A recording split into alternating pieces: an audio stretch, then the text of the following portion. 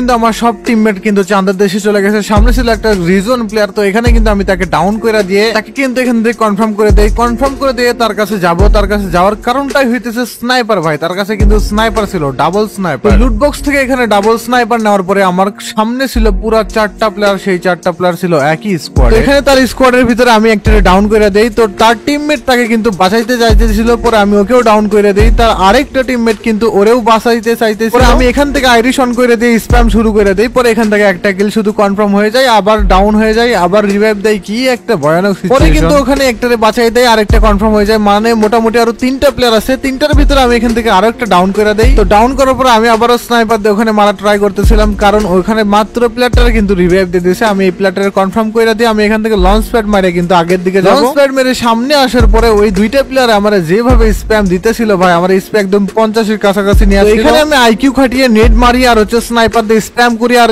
Irish মারি। মানে একটা প্লেয়ারের উপর অনেক জাতা দেই, কারণ ভাই আমারও অনেক ভাবে স্প্যাম করে। তোমাদের কি মনে হয় আমি কি ফুল স্কোয়াড মেরে বুয়ে করতে পারবো? তো এটা দেখার জন্য কিন্তু তোমাদের পুরো ভিডিওটা দেখতে হবে। তো চলো গাইস, তোমরা এখন ইন গেমে এনজয় করো। রুকো যারা, সবার করো। তো গাইস এখানে আমরা ল্যান্ড করি ব্লু জোনে। ব্লু জোন নামার পরে আমার ভাই এখানে কিন্তু ডাউন হয়ে যায়। পরে আমি রাজ দেই এনিমির উপর, রাজ দেই আমিও এখানে ডাউন হয়ে যাই। পরে নুসরাত বসে এখানে কিন্তু ডিমিট্রিটা মারে। এই ডিমিট্রির কারণে সাথে সাথে রিভাইভ হয়ে কিন্তু এই প্লেয়ারটারে আমি ডাউন করে দেই। এখান থেকে ডাউন করার পরে এখান থেকে কনফার্ম করার সামনে যাব। সামনের দিকে দেখি আরো 3টা প্লেয়ার ছিল। পরে আমার কাছে এখান থেকে একটা 2B ছিল, যার কারণে আমার মারতে একটু প্রবলেম হইতেছিল। তো ক্রোনো ইউজ করছে, পরে ক্রোনো চলে গেছে, আমি ডাউন করে দিই। ডাউন করার পরে নিচে আরেকটা প্লেয়ার ছিল। ওই প্লেয়ারটা কিন্তু কি করছিল, ওরে রিভাইভ দেওয়ার জন্য উপরে যাইতেছিল। পরে আমি ওইখানে আরেকটা শট দেওয়ার সময় ওইটারও ডাউন হয়ে যায়। এই প্লেয়ারটারে কিন্তু ওই রিভাইভ দিয়ে দিছিল। তো রিভাইভ দেওয়ার সাথে সাথে আমরা কিন্তু রাশ করে দেই। তো এখানে কিন্তু আমার বাইরে ডাউন করে দিয়েছে, নুসরাতপুরে ডাউন করে দিয়েছে। পরে আমি এই প্লেয়ারটারে ডাউন করে দিই। পরে তার স্কোয়াড মেট কিন্তু চলে আসে, এটা লাস্ট প্লেয়ার ছিল। এটারে কিন্তু আমি হেডশট দিয়ে পুরো স্কোয়াড একদম ওয়াইপ আউট করে দেই।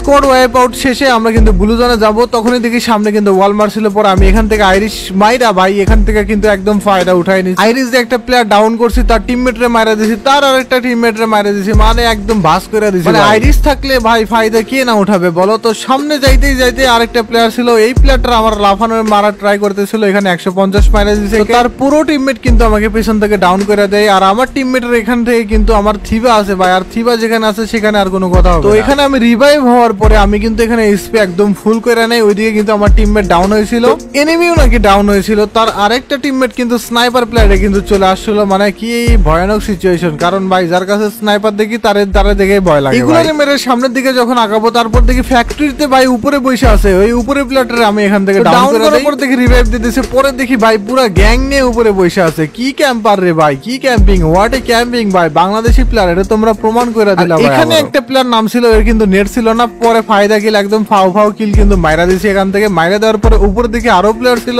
মানে সবগুলোরে তাদের টিমমেট কিন্তু রিভাইভ দিয়ে দিয়েছে। আমি এখান থেকে আবারও ডাউন করে দেই, তারেও কিন্তু ডাউন করে দেই, 2টা ডাউন করে দেই, কিন্তু 3টা প্লেয়ার ছিল উপরে। তো এই স্নাইপার প্লেয়ারটা কিন্তু আমাকে জুম করেছিল। পরে ওইও ডাউন হয়েছে, আমিও ডাউন হয়েছি। পরে আমার টিমমেট এখান থেকে রিভাইভ দিয়ে দেয় আমাকে। রিভাইভ দেওয়ার পরে ভাই সামনের দিকে যাব। পরে উপর থেকে আবারও স্প্যাম শুরু ভাই। বাংলাদেশি প্লেয়ার বলে কথা ভাই, মানে ক্যাম্পারের একটা লিমিট আছে ভাই। এরা যে উপর থেকে ক্যাম্পিং করে যে এত নির্যাতন করছে আমাদের উপর ভাই, একদম মানে অতিষ্ঠ হয়ে গেছি। ওই একটা স্কোয়াড আর নিচে এই রিজনের একটা স্কোয়াড ছিল। এই প্লেয়ারটারে কিন্তু আমি ডাউন করে দেই। পরে তার টিমমেট কিন্তু উপরে উড়ে আইছিল, তারে কিন্তু এখানে ডাউন করে দেয়। ডাউন করার পরে আমি আবারও উপরের প্লেয়ার গুলাকে আবারও সেম ভাবে 2টারে আমি কিন্তু এখানে ডাউন করে দেই। তো ডান সাইড থেকে যদি না মারতো তাহলে স্কোরটা ওয়াইপ আউট করে, মানে ভাই মাঝখানে একদম স্যান্ডউইচ হয়ে গেছি ভাই, 2 দিক থেকে মারতেছে। পরে এই প্লেয়ারটা আমি আইরিশ অন করে ভাই স্প্যামের উপর স্প্যাম করলাম। পরে দেখি ওই প্লেয়ারটারে হচ্ছে ওই ফ্যাক্টরির ছাদের উপর ওই ক্যাম্পার গুলা মারতেছিল। পরে আমি এখান থেকে একদম ফাও ফাও এই কিলটা পাই যাই। ভাই রে ভাই, এখানে টিকে থাকা যে এত ঝামেলা হয়ে যাইতেছিল ভাই। রিভাইভের উপর রিভাইভ, তারপর ক্যাম্পিং এর উপর ক্যাম্পিং, সব দিক থেকে ঝামেলা। তাদের আবার প্লেয়ারও না আমি আকাশ থেকে ভাই। পরে এখানে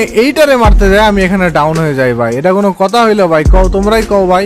মানে এটা কোনো কথা?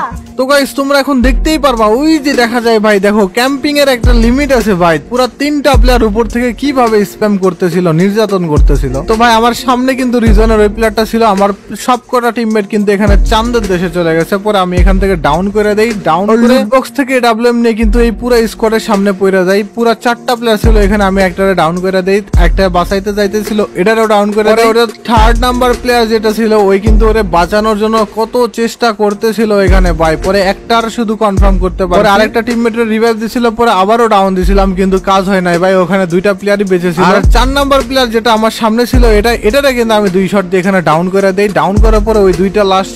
চলো গাইস, আর 2টা প্লেয়ার আছে, তোমাদের কি মনে হয় আমরা কি এই 2টা প্লেয়ারকে মেরে বুইয়া করতে পারবো? আমরা যদি 2টা প্লেয়ারকে মেরে বুইয়া করতে পারি তাহলে কিন্তু তোমরা ফলো করে দিবা, লাইক। এখানে ভাই আইকিউ খাটায় কিন্তু একদম লঞ্চ প্যাডটা মারে একদম মাঝখানে চলে আসে জোনের ভিতরে, তো তারা কিন্তু আমরা দেখতে পারছে 50 এইচপি করে দিয়েছে। 50 এইচপি যখনই এইচপি লো হয়ে গেছে ভাই, আমার উপরে স্প্যামের উপরে স্প্যামের উপরে স্প্যাম, আমার এদিকে মেডিও ছিল না, ওয়ালও ছিল না। দেখো ভাই, বাংলাদেশি প্লেয়ার বলে একটা কথা ভাই, মানে স্প্যাম ভাই, গ্রেনেড যা আছে সব মারে ভাই। আর কি আছে ভাই তোদের কাছে? আমার এখানে ওয়াল শেষ হয়ে গেছে, তো এখান থেকে আমি কোনো মতো ভাই গাছের পিছনে দাঁড়ায় কাভারটা নিতে পারছি। যদি গাছটা না থাকতো ভাই তাহলে আমি এখান থেকে ওয়াইপ আউট হয়ে যেতাম। এই প্লেয়ারটার আমি একটা শট এডব্লিউএম এর একটা শট মারা দেই, সেকেন্ড প্লেয়ারে আমি হেড মারবো ভাই, তখন এই প্লেয়ারটা কি করলো, ওয়ালটা মাইরা দিল। এটা হইলো চলো, আমার কাছে গ্রেনেড আছে, সমস্যা নাই, আমি ওই গ্রেনেড স্প্যাম করলাম। আমার এদিকে আইরিশ অন আছে, পরে এইদিকে স্নাইপার মারি সব দিক থেকে, পরে ওই প্লেয়ারটা ডাউন হয়ে গেছে ভাই। আমিও একটু হালকা পাতলা নির্যাতন করলাম আর কি প্লেয়ারটার ওপর। তো আমি এই লাস্ট ওয়ান প্লেয়ারটারে কি মেরে আমরা কি বইয়া পাবো গাইস? কি মনে হয় তোমাদের? আর তাদের এই স্কোয়াডটা ছিল কিন্তু একদম পুরাপুরি লুঙ্গি স্কোয়াড ভাই, এই লুঙ্গি টার্জেন স্কোয়াড। এই লাস্ট ওয়ান প্লেয়ারটাই শুধু অ্যালাইভ আছে আমার সামনে, আর এই একটার সামনে নক হয়ে আছে। পরে আমি এখান থেকে স্নাইপার এমন কিনে নেই, কারণ আমার এমন যদি তার সাথে 1v1 করতে যাই যদি শেষ হয়ে যায়, যার কারণে আমি আগে থেকে কিনে নিয়েছি, কোনো রিস্ক নেই নাই। তো সেই প্লেয়ারটার কাছেও কিন্তু ডাবল স্নাইপার ছিল, যার কারণে একটু প্রবলেম হইতেছিল, কারণ স্নাইপার প্লেয়ার ভাই আমরা দেখলেই ভয় লাগে ভাই। আর এই পিসি লবিতে সর্বপ্রথম কথা হচ্ছে এই স্নাইপার যার কাছে থাকবে তারা দেখে সবাই